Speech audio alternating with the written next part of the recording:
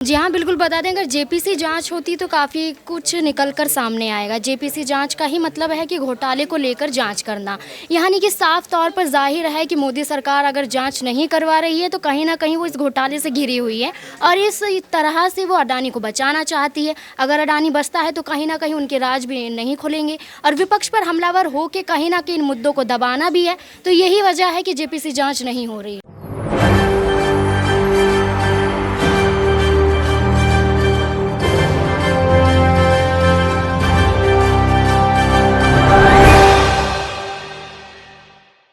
JPC जांच से आखिरकार क्यों सरकार डर रही है और आखिरकार अगर जेपीसी जांच हो जाती है तो क्या अडानी बुरी तरीके से फंसते नजर आएंगे। नमस्कार, मैं हूं राहुल शर्मा, आप देख रहे हैं SP9 न्यूज़। स्वागत है आप सभी का हमारे इस प्रोग्राम में। प्रोग्राम की शुरुआत गौतम अडानी से, इसके साथ ही साथ मोदी सरकार से। दरअसल मौजूदा समय के अंदर अगर देखा जाए तो एक और जहां विपक्षी पार्टी के नेता अडानी के मुद्दे पर चर्चा कर रहे हैं, जेपीसी जांच को लेकर चर्चा कर रहे हैं, तो सत्ता पक्ष जो है वो विपक्षी पार्टी के तमाम नेताओं पर शिकंजा कसने की तैयारी कर रही है। आने वाले वक्त में क्या एक बड़े बदलाव को देखा जा सकता है, क्या बदलती हुई तस्वीर को देखा जाएगा। मेरे साथ मेरे तमाम सहयोगी जुड़ेंगे जिनसे हम ये जानने की कोशिश करेंगे, जो ये बताएंगे भी कि आखिरकार क्या वजह है कि सरकार जेपीसी जांच से डर रही है और अगर जेपीसी जांच होती है तो क्या गौतम अडानी आने वाले वक्त में मुश्किल में फंस सकते हैं, गिरफ्तारी हो सकती है, क्या उनसे पूछताछ होगी तो जेल भी जाना पड़ेगा, जैसे विपक्षी पार्टियों के चक्कर चल रहे हैं, कोर्ट में जाते नजर आ रहे हैं। तमाम सहयोगी हमारे साथ हैं। नाज़मीन हमारे साथ जुड़ी हुई है। नाज़मीन, क्या वजह है कि विपक्षी पार्टी के जो नेता अडानी के मुद्दे पर आज चर्चा कर रहे हैं, जेपीसी जांच को लेकर चर्चा कर रहे हैं, लेकिन सरकार इन अडानी के मुद्दे पर जेपीसी जांच नहीं करवाती है, यहां पर सरकारी एजेंसियां नहीं बैठती हैं, केवल विपक्ष से ही पूछताछ होती है। जी हाँ, बिल्कुल बता दें, अगर जेपीसी जांच होती तो काफ़ी कुछ निकल कर सामने आएगा। जेपीसी जांच का ही मतलब है कि घोटाले को लेकर जांच करना, यानी कि साफ तौर पर ज़ाहिर है कि मोदी सरकार अगर जांच नहीं करवा रही है तो कहीं ना कहीं वो इस घोटाले से घिरी हुई है और इस तरह से वो अडानी को बचाना चाहती है। अगर अडानी बचता है तो कहीं ना कहीं उनके राज भी नहीं खुलेंगे और विपक्ष पर हमलावर हो के कहीं ना कहीं इन मुद्दों को दबाना भी है। तो यही वजह है कि जेपीसी जाँच नहीं हो रही है। जेपीसी जांच नहीं हो रही है और आज की एक बड़ी खबर निकलकर सामने आती है कि खुद अब कांग्रेस पार्टी आलाकमान सोनिया गांधी सड़क पर उतरती हैं। उनका उतरना एक बहुत बड़ी बात है चुनावों से पहले।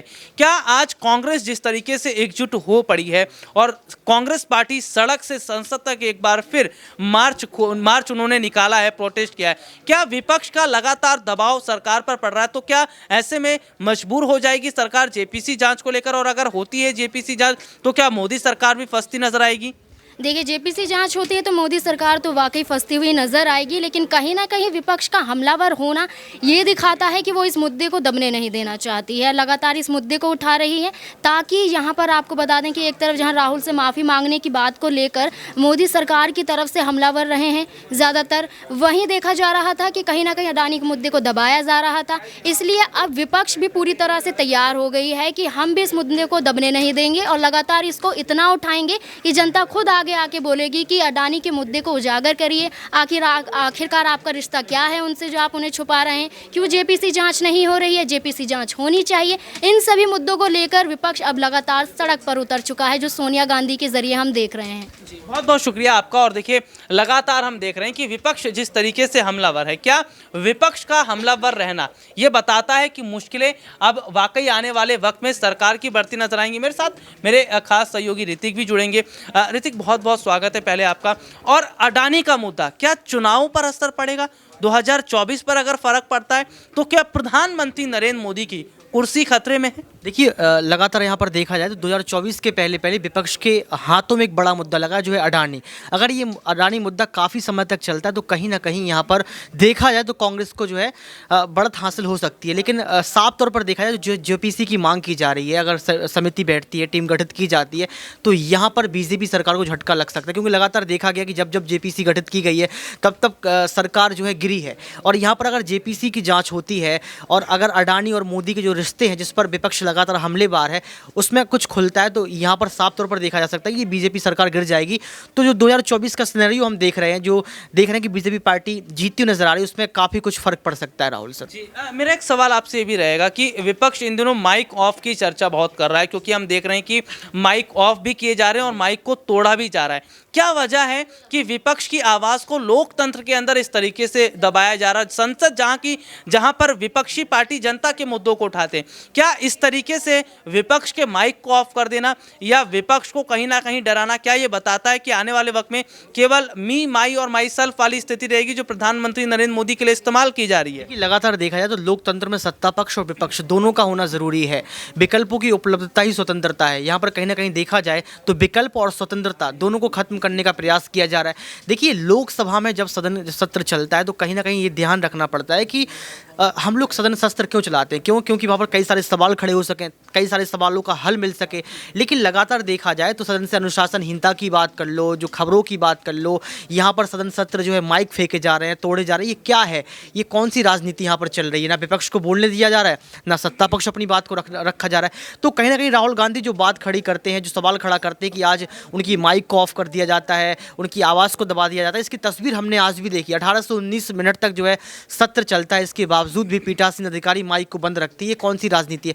तो कहीं ना कहीं आज विपक्ष की आवाज़ को दबाने का प्रयास तो किया ही जा रहा है। इसको हम लोकतंत्र की हत्या भी कह सकते हैं। जी, बहुत बहुत शुक्रिया आपका। और लोकतंत्र की हत्या हम कर सकते हैं, वो ये सीधे सीधे तौर पर बताता है कि कितना बड़ा बदलाव हो रहा है। मेरे साथ मेरे खास सहयोगी अबरार भी जुड़ेंगे। अबरार, बहुत बहुत स्वागत है इस प्रोग्राम में आपका। और मेरा सवाल आपसे ये रहेगा कि मौजूदा समय के अंदर विपक्ष को जिस तरीके से हम देख रहे हैं कि चुनाव से पहले डराया जा रहा है, विपक्ष को जिस तरीके से कमज़ोर किया जा रहा है, क्या ये सरकार की एक बड़ी बौखलाहट को दर्शाता है? बिल्कुल। आप देखिए कि एनडीए गठबंधन के जो तमाम साथी दल थे वो जिस तरीके से लगातार एक के बाद एक छोड़ करके चले गए, चाहे वो अकाली दल की बात करें पंजाब में, या फिर बिहार में जेडीयू की बात करें, महाराष्ट्र में शिवसेना की बात करें, उत्तर प्रदेश में राजभर की बात करें, खुद जो है यहाँ पर आप कह सकते हैं स्वामी प्रसाद मौर्य की बात करें, तो ये तमाम ऐसे बड़े चेहरे हैं जिसको लेकर के कहा जा सकता है कि बीजेपी कहीं ना कहीं अंदरूनी खाने जो है डरी हुई है। क्योंकि ये बात तो सत्य है कि सरकार के खिलाफ एक एंटी इनकम्बेंसी ज़रूर है, भले ही जो है मीडिया तंत्र का इस्तेमाल कर कहीं ना कहीं यहाँ पर तमाम चीज़ों को बेहतर बताने की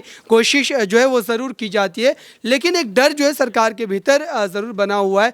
और यही डर और भय का आप कह सकते हैं कारण है कि बिहार से लेकर के दिल्ली और तेलंगाना तक तमाम जो है केंद्रीय एजेंसियों का इस्तेमाल किया जाता है। विपक्ष के नेताओं समेत परिवार के तमाम जो है व्यक्तियों को कहीं ना कहीं फंसाने की, डराने की कोशिश की जाती है। तो ये तमाम चीज़ें करके कहीं ना कहीं सरकार अपनी बौखलाहट का इजहार कर रही है और जनता इन तमाम जो है बातों को ध्यान में रख करके ही अपने मतों का इस्तेमाल करेगी जब वो बूथ पर जाएगी। जी, मेरा एक सवाल आपसे ये भी रहेगा कि फिलहाल मौजूदा समय के अंदर जिस तरीके से विपक्षी पार्टियों का ये कहना है कि अडानी को बचाने के लिए विपक्ष पर छापे मारे जा रहे हैं और तमाम विपक्षी पार्टी के नेताओं की गिरफ्तारी हो रही, क्या वाकई इन बातों में सच्चाई है?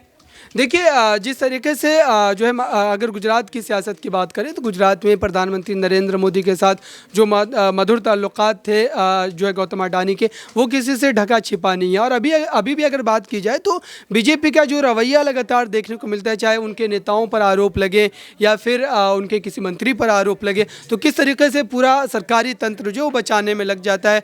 पार्टी के तमाम प्रवक्ता जो है टीवी चैनलों पर जा करके उनके पक्ष में बयानबाजी शुरू कर देते हैं। तो बीजेपी की हमेशा से चाल रही है किसी भी तरीके से अपने व्यक्ति को, अपने नेताओं को, अपने मंत्रियों को बचाया जाए, चाहे उसकी कीमत कुछ भी अदा करनी पड़े। तो जाहिर सी बात है कि ये बिल्कुल इस तरीके का मामला जो हो सकता है। जी, बहुत बहुत शुक्रिया आपका। और देखिए, हमारे सहयोगियों ने लगातार विस्तार से बताया कि किस तरीके के हालात इस वक्त बने हुए हैं। सत्ता पक्ष से लगातार सवाल तो पूछा जाता है, लेकिन सत्ता पक्ष के पास जवाब नहीं है। और क्या अडानी का मुद्दा चुनाव पर असर डालेगा और क्या जेपीसी जांच का गठन हो पाता है? ये दर्शकों को क्या लगता है, आप लोग कमेंट करके ज़रूर बताइए। फिलहाल आज के लिए इतना ही, आपसे फिर दोबारा मुलाकात होगी, तब तक के लिए इजाज़त दीजिए, नमस्कार।